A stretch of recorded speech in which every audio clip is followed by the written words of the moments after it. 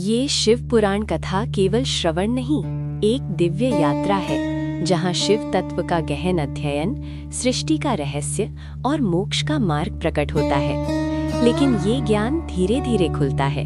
एक भी अंश छूट गया तो अर्थ अधूरा रह जाएगा। इसीलिए पूरी कथा अवश्य सुने।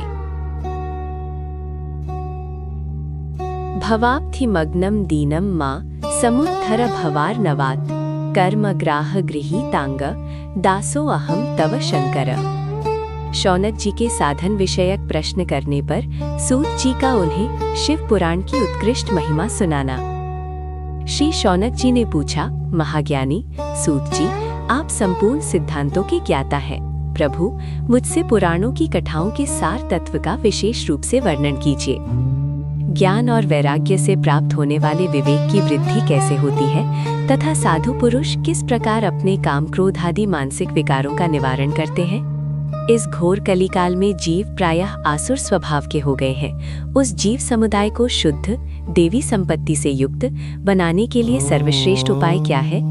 आप इस समय मुझे ऐसा कोई शाश्वत साधन बताइए जो कल्याणकारी वस्तुओं में भी सबसे उत्कृष्ट एवं परम मंगलकारी हो तथा पवित्र करने वाले उपायों में भी सर्वोत्तम पवित्र कारक उपाय हो।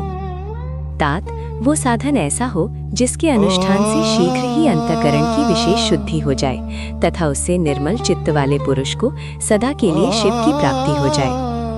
श्री सूत जी ने कहा, मुनि श्रेष्ठ शौनक, तुम धन्य हो क्योंकि तुम्हारे हृदय में पुराण कथा सुनने का विशेष प्रेम एवं लालसा है। इसीलिए मैं शुद्ध बुद्धि से विचार कर तुमसे परम उत्तम शास्त्र का वर्णन करता है। वत्स, वो संपूर्ण शास्त्रों के सिद्धांत से संपन्न, भक्ति आदि को बढ़ाने वाला तथा भगवान शिव को संतुष्ट करने वाला है। कानों के लिए रसायन अमृत स्वरूप तथा दिव्य है, तुम उसे श्रवण करो। मुनि, वो परम उत्तम शास्त्र है शिव पुराण, जिसका पूर्व काल में भगवान शिव ने ही प्रवचन किया था। ये काल रूपी सर्प से प्राप्त होने वाले महान प्रास का विनाश करने वाला उत्तम साधन है। गुरुदेव व्यास ने सनत कुमार मुनि का उपदेश पाकर बड़े आदर से संक्षेप में ही इस पुराण का प्रतिपादन किया है। इस पुराण के प्रणयन का उद्देश्य है कली युग में उत्पन्न होने वाले मनुष्यों के दो परम हित का साधन। शिव पुराण, ये शिव पुराण परम उत्तम शास्त्र है। इसे इस भूतल पर भगवान शिव का वांग्मय स्वरूप समझना चाहिए और सब प्रकार से इसका सेवन करना चाहिए। इसका पठन और श्रवण सर्व साधन रूप है। इससे शिव भक्ति पाकर श्रेष्ठतम स्थिति में पहुंचा हुआ मनुष्य शीघ्र ही शिव पद को प्राप्त कर लेता है। इसीलिए संपूर्ण यत्न करके मनुष्यों ने इस पुराण को पढ़ने की इच्छा की है अथवा इसके अध्ययन को अभीष्ट साधन माना है। इसी तरह इसका प्रेम पूर्वक श्रवण भी संपूर्ण मनोवांछित फलों को देने वाला है। भगवान शिव के इस पुराण को सुनने से मनुष्य सब पापों से मुक्त हो जाता है तथा इस जीवन में बड़े बड़े उत्कृष्ट भोगों का उपभोग करके अंत में शिवलोक को प्राप्त कर लेता है। ये शिव पुराण नामक ग्रंथ 24,000 श्लोकों से युक्त है। इसकी 7 संहिताएं हैं। मनुष्य को चाहिए कि वो भक्ति, ज्ञान और वैराग्य से संपन्न हो बड़े आदर से इसका श्रवण करे। 7 संहिताओं से युक्त ये दिव्य शिव पुराण परम ब्रह्म परमात्मा के समान विराजमान है और सबसे उत्कृष्ट गति प्रदान करने वाला है। जो निरंतर अनुसंधान पूर्वक इस शिव पुराण को बांचता है अथवा नित्य प्रेम पूर्वक इसका पाठ मात्र करता है, वो पुण्यात्मा है, इसमें संशय नहीं है। जो उत्तम बुद्धि वाला पुरुष अंतकाल में भक्ति पूर्वक इस पुराण को सुनता है, उस पर अत्यंत प्रसन्न हुए भगवान महेश्वर उसे अपना पद धाम प्रदान करते हैं। जो प्रतिदिन आदर पूर्वक इस शिव पुराण का पूजन करता है, वो इस संसार में संपूर्ण भोगों को भोग कर अंत में भगवान शिव के पद को प्राप्त कर लेता है। जो प्रतिदिन आलस्य रहित हो रेशमी वस्त्र आदि के वेष्टन से इस शिव पुराण का सत्कार करता है, वो सदा सुखी होता है। ये शिव पुराण निर्मल है तथा भगवान शिव का सर्वस्व है। जो इहलोक और परलोक में भी सुख चाहता हो, उसे आदर के साथ प्रयत्न पूर्वक इसका सेवन करना चाहिए।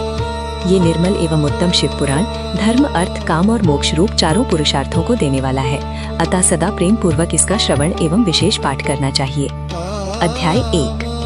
शिव पुराण के श्रवण से देवराज को शिवलोक की प्राप्ति तथा चंचला का पाप से भय एवं संसार से वैराग्य। श्री शौनक जी ने कहा, महाभाग सूत जी, आप धन्य हैं, परमार्थ ज्ञाता हैं। आपने कृपा करके हम लोगों को समझ ली। ये बड़ी अद्भुत एवं दिव्य कथा सुनाई है। भूतल पर इस कथा की समान कल्याण का सर्वश्रेष्ठ साधन दूसरा कोई नहीं है। ये बात तत्व के हमने आज आपकी कृपा से निश्चय पूर्वक समझ ली। सूत जी, कलियुग में इस कथा के द्वारा कौन कौन से पापी शुद्ध होते हैं, उन्हें कृपा पूर्वक बताइए और इस जगत को कृतार्थ कीजिए। श्री शिव पुराण महात्म्य।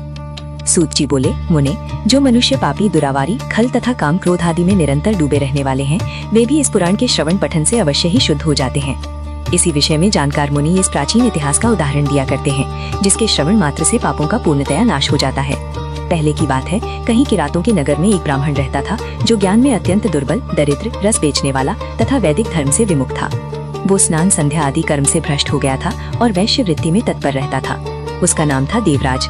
वो अपने पर विश्वास करने वाले लोगों को ठगा करता था। उसने ब्राह्मणों, क्षत्रियों, वैश्यों, शूद्रों तथा दूसरों को भी अनेक बहानों से मारकर उनका धन हड़प लिया था, परंतु उस पापी का थोड़ा सा भी धन कभी धर्म के काम में नहीं लगा था। वो वेश्यागामी तथा सब प्रकार से आचार भ्रष्ट था। एक दिन घूमता घूमता वो देवयोग से प्रतिष्ठानपुर यानी प्रयाग में जा पहुंचा। वहाँ उसने एक शिवालय देखा, जहाँ बहुत से साधु महात्मा एकत्र हुए थे। देवराज उस शिवालय में ठहर गया, किंतु यहाँ उस ब्राह्मण को ज्वर आ गया। उस ज्वर से उसको बड़ी पीड़ा होने लगी। वहाँ एक ब्राह्मण देवता शिव पुराण की कथा सुना रहे थे। ज्वर में पड़ा हुआ देवराज ब्राह्मण के सुखारविंद से निकली हुई उस शिव कथा को निरंतर सुनता रहा। एक माह के बाद वो ज्वर से अत्यंत पीड़ित होकर चल बसा। यमराज के दूत आए और उसे पाशों से बांधकर बलपूर्वक यमपुरी में ले गए। इतने में ही शिवलोक से भगवान शिव के पार्षद गण आ गए। उनके गौर अंग कर्पूर के समान उज्जवल थे, हाथ त्रिशूल से सुशोभित हो रहे थे। उनके संपूर्ण अंग भस्म से उद्दासित थे और रुद्राक्ष की मालाएं उनके शरीर की शोभा बढ़ा रही थी।